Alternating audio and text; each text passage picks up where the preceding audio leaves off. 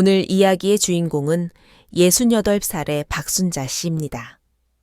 그녀는 평생을 근검절약하며 아들을 키워냈고 손자까지 제 손으로 업어 키웠습니다. 그녀가 바란 것은 그저 온 가족이 화목하게 지내는 것 그것 하나뿐이었습니다. 하지만 손자 지훈이의 10살 생일날 그녀는 무너지고 말았습니다. 정성껏 차린 생일상 앞에서 색색의 리본을 달고 케이크에 촛불을 켠 순간 손자가 내뱉은 소원은 너무나 충격적이었습니다.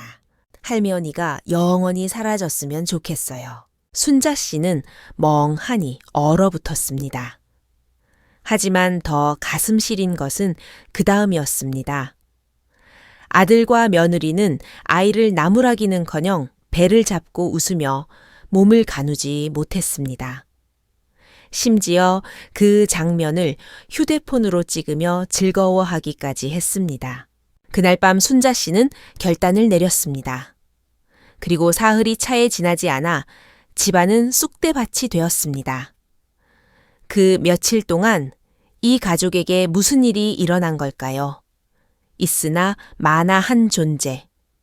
취급을 받던 늙은 어머니가 사라지자 아들 가족은 어떻게 혼란 속으로 빠져들었으며 그녀는 어떻게 가족의 배경에서 벗어나 자신의 인생이라는 무대 위 주인공으로 거듭나게 되었는지 지금부터 이야기를 시작하겠습니다.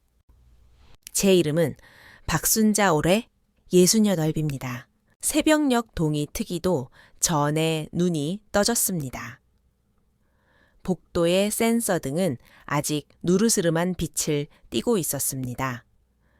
저는 가족들이 깰까봐 발뒤꿈치를 들고 살금살금 문을 나섰습니다. 오늘은 하나뿐인 손자 지훈이의 10번째 생일입니다. 왠지 모르게 가슴이 설레고 흥분되어 마치 명절이라도 된 기분이었습니다. 저는 낡아서 색이 바랜 외투를 걸치고 장바구니를 든 채 새벽 시장으로 향했습니다. 계란은 알이 굵고 싱싱한 것으로, 갈비는 마블링이 적당히 낀 것으로, 채소는 가장 아삭하고 연한 것으로 골랐습니다. 지훈이가 좋아하는 계란찜을 부드럽게 쪄내고 녀석이 환장하는 간장조림, 닭날개, 구이도 만들어줄 생각이었습니다. 오늘 하루만큼은 왁자지껄하게 보내고 싶었습니다. 나이가 들어 예전처럼 다리가 성치 않았지만 마음속에 즐거운 일이 있으니 피곤한 줄도 몰랐습니다. 저는 돼지갈비 한 덩이를 골랐습니다. 한 근에 18,000원 제일 좋은 부위로 골랐습니다. 계란은 6알만 샀습니다. 주인 아주머니가 한 판을 권했지만 6알이면 충분하다고 사양했습니다. 집으로 돌아오는 길에 계산해보니 얼추 7만 원 돈이 들었습니다. 제 기초연금과 조금 모아둔 돈을 합쳐 한 달 쓸 돈이 80만 원 남짓입니다. 평소에는 먹을 것 입을 것 아끼느라 벌벌 떨며 그 돈의 대부분을 생활비에 보탰지만 오늘 손자를 위해 쓰는 돈은 하나도 아깝지 않았습니다. 장바구니를 들고 집으로 걸어오는 길 머릿속에는 온통 어린 시절 지훈이 모습뿐이었습니다. 막 말을 배우기 시작했을 때 할머니 할머니 하며 따르던 그 목소리가 꿀처럼 달콤했습니다. 아들 민호와 며느리 지은이는 맞벌이 하느라 바빴기에 지훈이는 거의 제 손에서 컸습니다.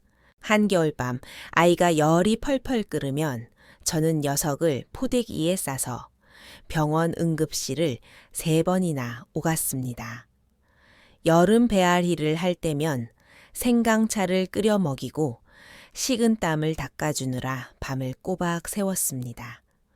유치원 가는 첫날 바짓가랑이를 붙잡고 울어대던 녀석에게 쭈그리고 앉아 할머니가 오후에 꼭 데리러 올게 뚝 하며 달랬던 기억이 납니다.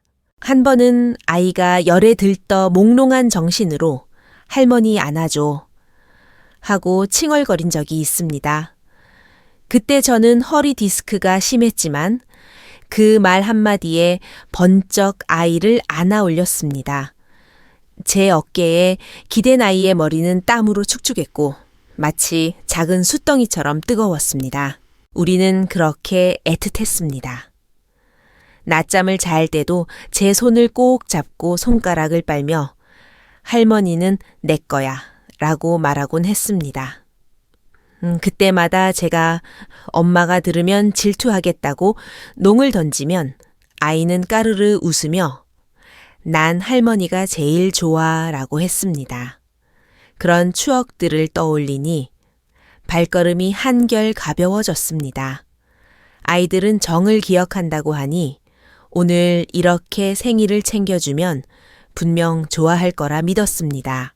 집에 돌아와 주방에 들어서자 금세 열기가 돌았습니다. 갈비를 핏물 빼서 안치고 닭날개를 양념에 재우고 밀가루를 반죽해 케이크 시트를 만들었습니다. 지훈이가 지난달 수학 시험에서 100점을 맞아왔으니 오늘은 녀석이 좋아하는 걸 더 많이 해줘야겠다고 생각하며 부지런히 움직였습니다. 국을 전기레인지에 올리고 막 끓이려는데 며느리 이지은이 안방에서 나왔습니다. 잠옷 차림에 휴대폰을 들고 숏폼 영상을 보며 하품을 쩍 하더군요. 며느리는 저를 흘끗 보더니 툭 던졌습니다. 어머니 국에 기름 좀 많이 넣지 마세요. 요즘은 다 저염식 저지방식 하는데 어머니 요리법은 너무 촌스러워요. 저는 고개를 끄덕이며 아무 대꾸 없이 채소를 볶았습니다. 늘 듣던 소리라 익숙했습니다. 촌스럽다고 타박하면서도 정작 제가 만든 그 촌스러운 밥상을 남편과 아들이 제일 맛있게 먹는다는 걸 며느리는 모르는 눈치였습니다. 점심때가 되자 친척들이 하나둘 모여들었습니다. 저는 식은 음식을 두고 또 데워 상다리가 휘어지게 차려냈습니다. 거실에는 풍선을 달고 벽에는 생일 축하해라고 적힌 4글자를 붙였습니다. 식탁 한가운데는 아침부터 찜통에 쪄낸 케이크를 놓았습니다. 숫자 셋 모양의 초를 꽂은 삐뚤빼뚤하고 투박한 케이크였습니다. 지훈이가 소원을 빌 차례가 되었습니다. 며느리가 아들을 케이크 앞에 앉혔고 저는 한쪽 구석에 서서 흐뭇하게 바라보았습니다. 몸은 고단했지만 아이만 기쁘다면 그만이라 생각했습니다. 지훈이가 눈을 감고 두 손을 모았습니다. 모두가 숨을 죽이고 기다리는데 아이가 갑자기 큰 소리로 외쳤습니다. 할머니가 영원히 사라지게 해주세요. 순간 저는 제 귀를 의심했습니다. 머릿속이 우잉 하고 울리더니 누군가 영혼을 쑥 뽑아간 것처럼 멍해졌습니다. 그런데 제가 정신을 차리기도 전에 제 아들 민호가 웃음을 터뜨렸습니다. 몸을 뒤로 젖혀가며 박장대소하더니 휴대폰을 꺼내 영상을 찍기 시작했습니다. 며느리 지은이도 덩달아 자지러지게 웃었습니다. 어머 얘 입담 좀 봐. 하하하 너무 웃긴다 얘. 저는 그 자리에 못 박힌 듯 서 있었습니다. 얼굴이 화끈거려 견딜 수가 없었습니다. 주변 친척들을 둘러보니 어떤 이는 고개를 숙이고 국을 떠먹고 어떤 이는 애써 천장을 보며 모른 척했습니다. 누구 하나 나서서 그게 무슨 말이니? 라고 나무라는 사람이 없었습니다. 눈물이 왈칵 솟구쳤습니다. 저는 고개를 푹 숙이고 입술을 깨물며 울음을 참았습니다. 여기서 울면 정말 우스운 꼴이 될 것 같았습니다. 저는 도망치듯 주방으로 들어갔습니다. 손이 덜덜 떨렸습니다. 가스레인지 위에서 국이 보글보글 끓으며 고소한 냄새를 풍겼지만 제 코에는 아무런 냄새도 느껴지지 않았습니다. 문득 60대 초반에 세상을 떠난 남편 김철수 씨가 생각났습니다. 임종 직전 제 손을 잡고 앞으로는 혼자라도 즐겁게 살아. 자식 눈치 보지 말고 당신 위해 살아. 라고 유언처럼 남겼던 말이 떠올랐습니다. 그런데 지금 제 꼴을 보니 새벽 5시부터 일어나 뼈 빠지게 일하고도 고작 아이의 말 한마디에 지옥으로 떨어지고 말았습니다. 저녁 식사는 썰렁했습니다. 반찬은 거의 줄지 않았고 국도 반 소티나 남았습니다. 며느리는 식탁에서도 휴대폰만 들여다보며 말했습니다. 어머니 다음부터는 이렇게 많이 하지 마세요. 다 못 먹고 버리잖아요. 아까워 죽겠네. 저는 주방 구석에 앉아 행주로 손을 닦았습니다. 창밖에 가로등 불빛이 비스듬히 들어와 거칠어진 제 손등을 비췄습니다. 가슴속에 얼음덩어리가 들어찬 듯 숨이 막혔습니다. 도대체 이 집에서 나는 무엇인가 하는 생각이 머릿속을 맴돌았습니다. 그날 밤 저는 주방에 한참을 앉아 있었습니다. 손님들이 다 돌아가고 식탁 위에는 지저분한 그릇과 잔반만 남았습니다. 며느리는 소파에 누워 킬킬거리며 영상을 보고 아들 민호는 하품하며 늘어져 있었습니다. 아무도 제게 어머니 괜찮으세요? 라고 묻지 않았습니다. 저는 죄 지은 사람처럼 숨죽여 그릇을 치웠습니다. 할매언니가 영원히 사라졌으면 좋겠어요. 그 말이 바늘처럼 콕콕 심장을 찔렀습니다. 하지만 정말 뼈저리게 아픈 건 아이의 철없는 말이 아니었습니다. 제 아들이, 제가 낳아 기른 그 아들이 너무나 자연스럽게 웃었다는 사실이었습니다. 마치 제가 정말 사라져도 상관없다는 듯이 말입니다. 생각해보면 지훈이가 변한 건 꽤 오래전부터였습니다. 어릴 땐 껌딱지처럼 붙어 다니며 잘 때도 제 팔베개를 찾던 아이가 최근 2년 사이 차가워졌습니다. 말수도 줄고 밥상에서 반찬을 집어주면 고개를 돌리거나 장난감만 만지작거렸습니다. 고맙습니다 라는 말 한마디 듣기가 힘들었습니다. 저는 그저 사춘기가 빨리 왔나 보다 했는데 이제 보니 아이가 자란 게 아니라 멀어지는 법을 배운 것이었습니다. 분기점은 재작년 설날이었습니다. 그날 아침 며느리는 소파에 앉아 손가락 하나 까딱 안 하고 저에게 10가지가 넘는 장을 봐오라고 시켰습니다. 제가 물가도 비싼데 식구도 적으니 좀 간단히 하자고 했더니 며느리 얼굴이 싹 굳어졌습니다. 어머니 개념 좀 챙기세요. 요즘 누가 그렇게 궁상맞게 살아요. 남들 보기 창피하게. 저도 사람인지라 욱하는 마음에 한마디 했습니다. 내가 네가 부리는 파출부냐? 왜 모든 걸 나 혼자 다 하라고 해? 그 말에 며느리는 얼굴이 시뻘개져서 남편 앞에서 국자를 집어 던지며 소리쳤습니다. 어머니, 진짜 주책이세요. 호강에 겨워서. 민호가 말리긴 했지만 그날 아침 식사 내내 아들은 꿀 먹은 벙거리처럼 국만 퍼먹었습니다. 그해 설날 분위기는 최악이었고 지훈이도 고개를 숙인 채 눈치만 봤습니다. 나중엔 세뱃돈 받으러 오지도 않더군요. 그때부터 지훈이는 저를 피했습니다. 잘못을 해도 저를 찾지 않고 울어도 저에게 안기지 않았습니다. 저는 아이가 상처받았나 싶어 더 잘해주려 했지만 알고 보니 며느리가 아이 앞에서 제 흉을 본 탓이었습니다. 주방에서 채소를 다듬을 때면 안방에서 며느리가 속닥거리는 소리가 들렸습니다. 할머니 말은 다 옛날 방식이야. 들을 필요 없어. 할머니가 주는 국 먹지 마. 위생적이지도 않고 영양가도 없어. 할머니가 너무 간섭해서 우리 집이 이 모양인 거야. 지훈이는 아무 말 안 했지만 아이들 귀는 스펀지 같습니다. 어느 가을날 수학 문제를 가르쳐 주려 다가갔더니 아이가 고개도 안 들고 말했습니다. 엄마가 그러는데 할머니 세대는 배운 게 없어서 가르쳐 줘도 틀린대요. 그 순간 찬물을 뒤집어 쓴 듯 했습니다. 맞습니다. 저는 배운 게 없습니다. 가난한 집에 태어나 초등학교도 간신히 마치고 바티를 했고 공장이 망한 뒤엔 남편과 리어카를 끌며 자파를 팔아 아들을 키웠습니다. 제가 한 요리 빨래, 육아는 교과서에 나오는 지식은 아닐 겁니다.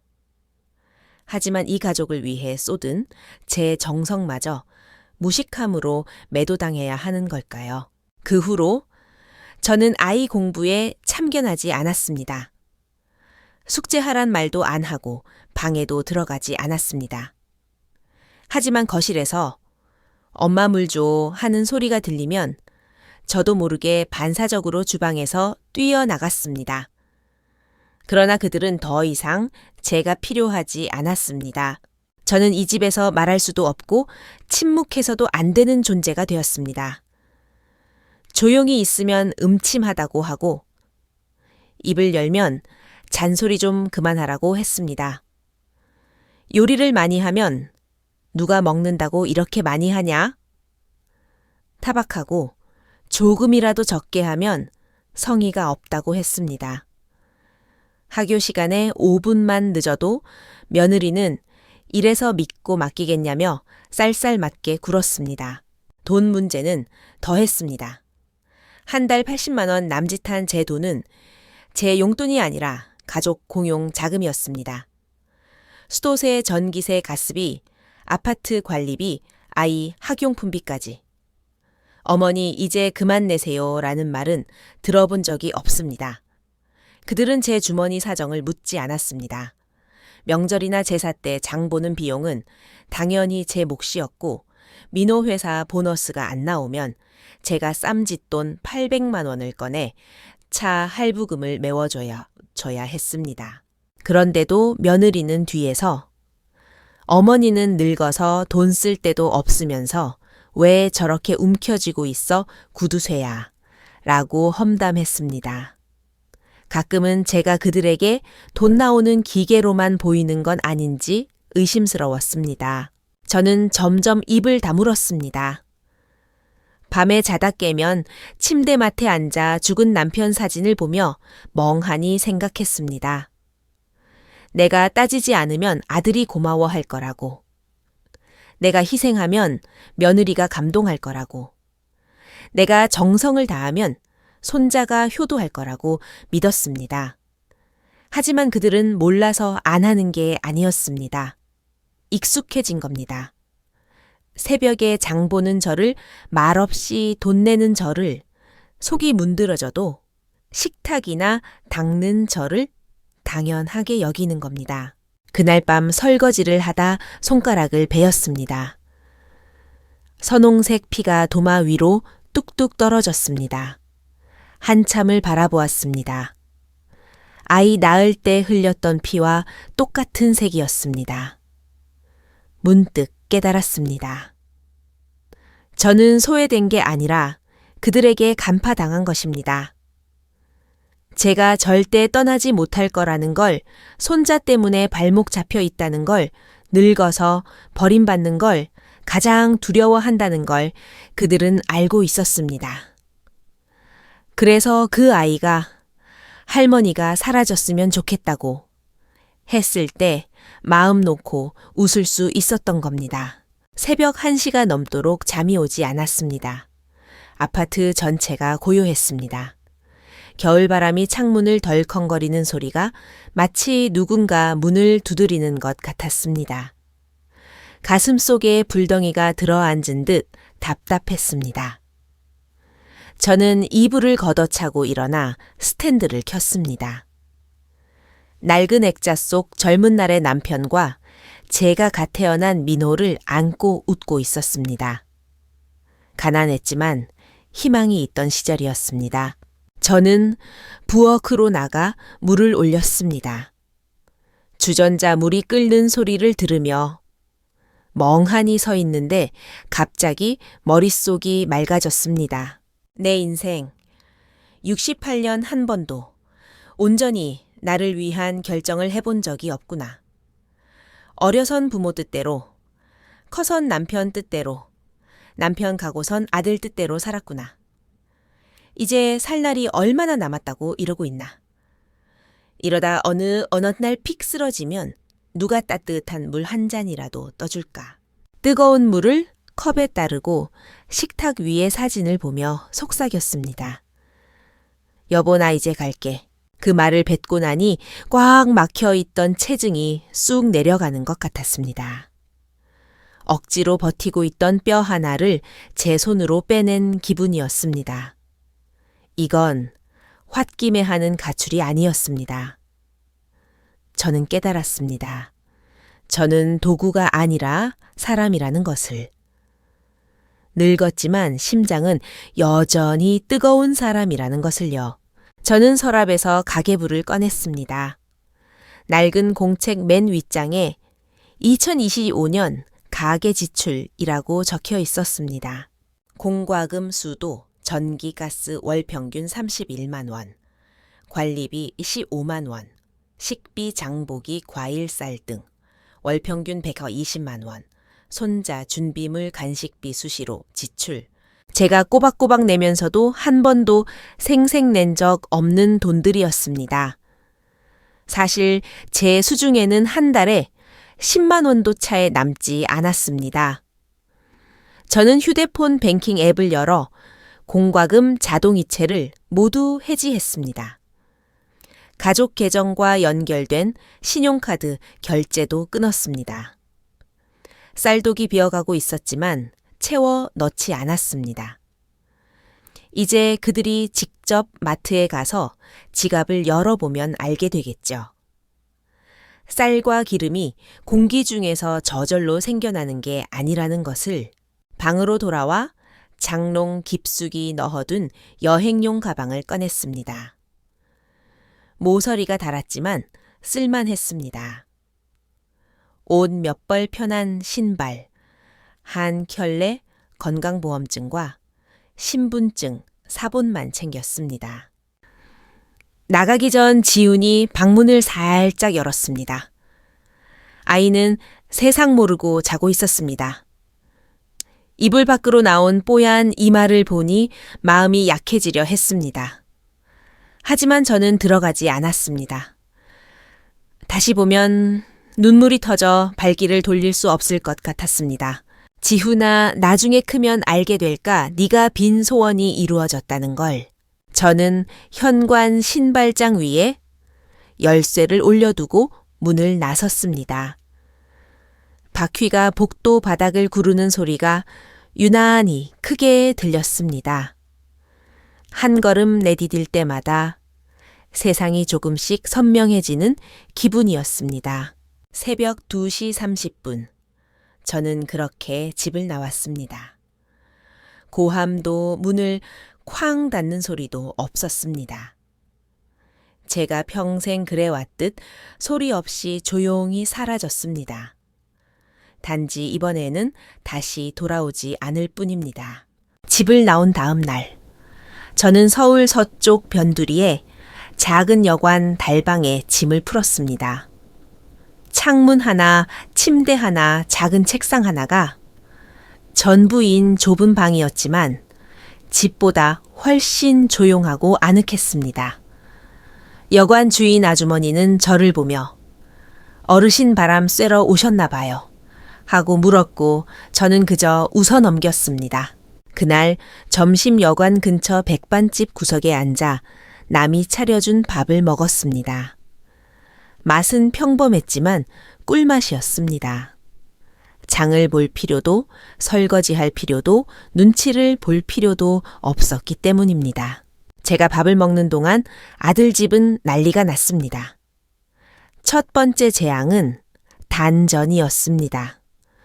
월요일 아침 7시 며느리 지은이가 늦잠을 자고 일어나 전자레인지를 돌리려는데 틱 소리와 함께 전기가 나갔습니다. 이어 뭐야? 넥타이를 매던 민호가 두꺼비집을 확인하더니 관리실에 전화를 걸었습니다. 미납으로 인한 단전이었습니다. 어머니가 전기세 꼬박꼬박 내셨잖아. 며느리가 소리쳤습니다. 엄마 없는데 누가 내냐.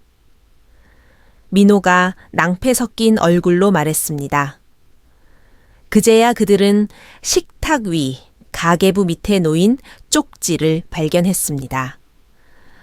매달 나가는 공과금 내역과 함께 적힌 한 줄의 글씨. 이제부터는 나는 더 이상 감당하지 않는다. 며느리는 황당해하며 소리쳤습니다. 어머니, 진짜 뒤끝 장렬이네. 나간다고 진짜 다 끊어 치사하게. 민호는 안색이 어두워졌습니다. 엄마가 정말로 떠났다는 단순한 시위가 아니라는 사실이 피부로 와닿았기 때문입니다. 지훈이가 부스스한 머리로 나왔습니다. 엄마 아빠 왜 집이 이렇게 어두워 밥 안 줘? 빨리 옷이나 입어 지각하겠다. 며느리가 신경질적으로 소리치며 과자 한 봉지를 아이 손에 쥐어 학교로 보냈습니다. 혼란은 이제 시작이었습니다. 셋째 날, 민호는 지각해서 상사에게 깨졌고 며느리는 집안일과 전쟁을 치렀습니다. 평소 부엌 근처에도 안 가던 며느리가 한 밥은 태우거나 설익었고 국은 소금국이었습니다. 지훈이는 숟가락을 놓으며 투정 부렸습니다. 맛없어. 할머니가 해준 국 먹고 싶어. 할머니 없으니까 그냥 먹어. 며느리가 소리 질렀습니다. 결국 아이는 대충 먹고 학교에 갔다가 배탈이 나서 조퇴했습니다. 며느리는 노인네가 나가서 사람 고생시키네 라며 욕을 퍼부었습니다. 퇴근하고 돌아온 민호는 식탁 위에 쌓인 배달 음식 용기들을 보고 폭발했습니다. 집구석이 이게 뭐야. 당신은 집에 있으면서 밥 하나 제대로 못해. 내가 밥하려고 결혼했어. 어머니 있을 땐 아무 말 안 하더니 며칠 됐다고 나한테 화풀이야. 둘은 서로 삿대질하며 싸웠습니다. 싸움은 시아버지 제사 문제부터 10년 전 혼수 문제까지 번졌습니다. 지훈이는 소파에 웅크리고 앉아 귀를 막았습니다. 그날 밤 아이는 일기를 쓰다 말고 펜을 던졌습니다. 나 안 쓸래. 할머니 보고 싶어. 며느리가 멈칫했습니다. 할머니는 밥도 맛있게 해주고 잘 때 발도 주물러주고 나한테 화도 안 냈어. 아이가 울먹이자 며느리의 가슴이 철렁 내려앉았습니다. 그녀의 승리가 아니었던 겁니다. 베란다에서 담배를 피우던 민호는 캄캄한 거리를 내려다보며 한기를 느꼈습니다. 퇴근하면 불이 켜져 있고 따뜻한 밥 냄새가 나고 어머니가 주방에서 달그락거리던 그 평온함. 그건 당연한 게 아니라 이른이 다 된 노모가 소 뼈를 갈아 바친 결과였습니다. 척추가 빠져나간 집은 순식간에 무너져 내리고 있었습니다. 가출 4일째 되는 날 아침 여관 방문을 두드리는 소리가 났습니다. 문을 여니 아들 민호가 서 있었습니다. 며칠 사이 10년은 늙어 보였습니다. 쭈글쭈글한 양복에 퀭한 눈 터진 입술. 손에는 두유와 빵 봉지가 들려 있었습니다. 어머니, 진짜 여기 계셨어요. 들어와라. 저는 담담하게 말했습니다. 민호는 비좁은 방을 둘러보더니 한숨을 쉬었습니다. 엄마 집 꼴이 말이 아니에요. 지훈이도 배탈 나고 엄마가 해준 국 먹고 싶다고 울어요. 그는 어색하게 웃으며 분위기를 풀어보려 했습니다. 지은이도 요리 배우고 있긴 한데 영솜씨가 없어서 엄마가 좀 이해해 주세요. 지훈이가 한 말은 그냥 애가 한 농담이잖아요. 저는 아들의 말을 끊었습니다. 누가 지훈이 입을 막았니? 네. 지훈이가 그 말을 했을 때 너희가 제일 크게 웃었잖아. 며느리도 웃고 너도 웃고 영상을 찍으며 낄낄거렸지. 아이는 부모의 거울이다. 너희가 평소에 나를 어떻게 대했으면 10살짜리 애가 할머니더러 사라지라고 하겠니? 너희 태도가 아이를 가르친 거야. 민호의 얼굴이 벌개졌습니다. 그래도 엄마잖아요. 가족은 엄마가 챙겨야죠. 제가 차갑게 웃었습니다. 가족 너희에게 나는 가족이 아니라 도구였어. 녹슬고 고장난 도구. 이제 그 도구가 제 발로 걸어 나갔으니 남은 사람들끼리 알아서 살아라. 민호는 고개를 떨구었습니다. 수도세, 전기세 누가 냈니? 누가 밥하고 빨래하고 청소했니? 나는 파출부도 아니고 직원도 아니야. 나도 사람이야. 엄마 잘못했어요? 돌아가요, 네. 아니, 나는 안 간다. 너희도 이제 어른 노릇 좀 해라. 노모 등골 빼먹고 사는 건 집이 아니라 기생충 소굴이야. 저는 자리에서 일어났습니다. 출근 늦겠다. 가봐라. 아들은 한참을 멍하니 서 있다가 힘없이 돌아갔습니다. 문을 닫고 등 기대어 선이 마음속 바위 하나가 쿵 하고 내려앉은 것 같았습니다. 여관을 나온 저는 시 외곽의 하늘빛 실버타운으로 거처를 옮겼습니다. 보증금은 좀 들었지만 월세가 저렴하고 시설이 깨끗한 노인 전용 아파트였습니다. 5평 남짓한 원룸이었지만 햇살이 잘 들고 창밖으로 작은 정원이 보였습니다. 무엇보다 잔소리도 비난도 없는 나만의 공간이었습니다. 공유 주방에서 밥을 해 먹는데 맞은편 할머니가 말을 걸어왔습니다. 새로 왔수 여기 살기 좋아. 자식들 눈치 안 봐도 되고. 우리는 금세 친구가 되었습니다. 어느 날 아침 저는 공유 주방에서 도라지와 배 대추를 넣고 약차를 끓였습니다. 지훈이 기침 감기 때마다 해주던 비법이었습니다. 구수한 향기가 복도에 퍼지자 이웃 노인들이 하나둘 기웃거렸습니다. 이게 무슨 냄새야, 기가 막히네. 한 할아버지가 기침을 콜록이며 들어오시길래 한 잔 대접했습니다. 다음 날 그 할아버지는 부인까지 데리고 와서 5만 원을 내밀었습니다. 염치 없어서 그냥은 못 먹겠어. 돈 받고 좀 팔아줘요. 그 일을 계기로 소문이 퍼졌습니다. 이번 4호 박 여사가 끓이는 차가 기침의 직방이라더라. 저는 차십과 약재를 티백에 넣어 소분해 팔기 시작했습니다. 박 여사표 수제 건강차, 일봉 5,000원. 커뮤니티 게시판에 올리자마자 20분 만에 20봉지가 완판되었습니다. 침대에 앉아 주문 내역을 보는데 눈물이 핑 돌았습니다. 평생 누구의 엄마 아내로 살며 용돈이나 받아 쓰던 제가 제 이름 걸고 돈을 번 것입니다. 이건 당당한 내 돈이었습니다. 한편 민호네 집은 지옥이었습니다. 배달 음식으로 연명하던 통장은 바닥을 드러냈고 카드값 독촉 문자가 날아왔습니다. 며느리는 결국 요리를 포기하고 민호에게 밥 당번을 떠넘겼습니다. 민호가 끓인 죽을 먹던 지훈이는 구역질을 하며 숟가락을 던졌습니다. 할머니 보고 싶어 엄마 아빠 미워. 아이는 방에 들어가 문을 쾅 닫고 울었습니다. 민호는 베란다에서 담배를 피우다 어머니가 남긴 쪽지를 다시 꺼내 보았습니다. 또박또박 적힌 글씨들을 보며 그는 깨달았습니다. 어머니의 사랑은 공짜가 아니었다는 것을. 며칠 뒤 실버타운 입구에 민호와 며느리 지훈이가 나타났습니다. 셋 다 꼴이 말이 아니었습니다. 지훈이는 저를 보자마자 달려와 품에 안겼습니다. 할머니, 내가 잘못했어. 소원 취소야. 사라지지 마. 며느리 지은이도 눈시울이 붉어져 고개를 숙였고 민호는 목이 메어 말했습니다. 엄마, 우리가 진짜 잘못했어요. 제발 집에 가요. 저는 손자의 눈물을 닦아주며 말했습니다. 지훈아, 할머니는 너를 사랑해. 하지만 예전처럼 밥을 차려주고 빨래를 해주진 않을 거야. 그건 너를 사랑하는 방식이 잘못됐었어.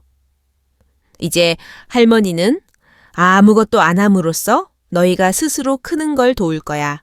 그리고 아들과 며느리를 똑바로 쳐다보았습니다. 나 없으면 집이 안 돌아간다고 그건 집이 아니야. 너희 스스로 밥하고 청소하고 아이 키우며 진짜 가족이 되어라. 나는 이제 박순자로 살 거야. 저는 뒤도 돌아보지 않고 제 방으로 걸어왔습니다. 등 뒤에서 울음소리가 들렸지만 발걸음을 멈추지 않았습니다. 그것은 매정함이 아니라 우리 모두를 위한 선택이었습니다. 다음 날 저는 실버타운 상가 1층에 작은 가게를 얻었습니다. 간판 이름은 순잔의 건강약차. 제 이름을 건 첫 가게였습니다. 개업 첫날 이웃 주민들이 줄을 섰습니다. 박 사장님, 대박나세요. 사람들이 저를 사장님, 선생님, 여사님이라고 불렀습니다.